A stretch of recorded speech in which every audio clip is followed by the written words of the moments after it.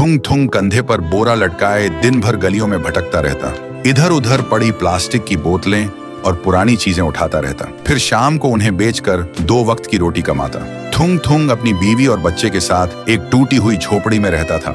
गरीबी इतनी थी कि कभी कभी नमक रोटी भी नसीब नहीं होती थी। भूख मिटाने के लिए पेड़ों के पत्तों का सहारा लेना पड़ता। फिर भी थुंग थुंग ने कभी चोरी का सहारा नहीं लिया। एक दिन थुंग थुंग थका हारा श्मशान के पास बैठा था। शाम ढल चुकी थी और हवा में जले हुए लकड़ों की बू थी। तभी उसे मिट्टी के नीचे से हल्की सी रोशनी चमकती दिखी। वह धीरे से उठा और मिट्टी खोदने लगा।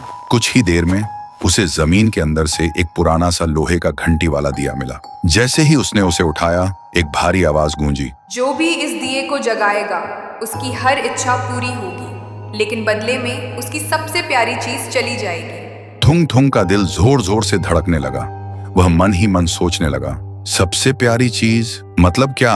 वह घर लौटा और बीवी को सब बताया। बीवी ने ध्यान से सुना। उसकी आंखों में डर भी था और थोड़ी सी उम्मीद भी। फिर बोली, 3 दिन से बच्चा भूखा है, क्यों ना पहले खाना मांग ले। थुंग थुंग ने कांपते हाथों से दिया जलाया और धीरे से बोला, हे दिए, मेरे भूखे बच्चे के लिए अनाज दे दो, बस पेट भर खाना दे दो। अचानक पूरी झोपड़ी अनाज और रोटियों से भर गई। बीवी खुशी से रो पड़ी।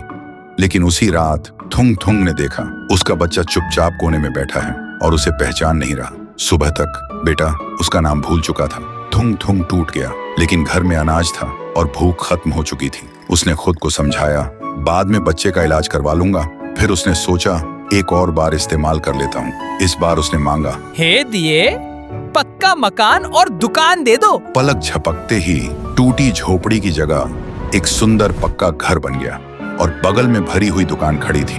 थुंग थुंग खुशी से बीवी के पास दौड़ा, लेकिन उसने देखा उसकी बीवी पत्थर की मूर्ति बन चुकी थी। थुंग थुंग चीखता रहा, रोता रहा और कोने में रखा वह दिया हंसता रहा, क्योंकि शर्त वही थी, हर बार सबसे प्यारी चीज खोना। अब थुंग थुंग के पास बड़ा घर था, पर वह पूरी तरह अकेला पड़ गया था। वह रोते हुए पत्थर बनी बीवी को गले लगाकर बोला, मुझे ये अमीरी जिंदगी नहीं चाहिए। मेरी बीवी और बच्चे को पहले जैसा कर दे, भले ही हम भूखे रहें। दिए की हंसी अचानक रुक गई। एक तेज रोशनी हुई।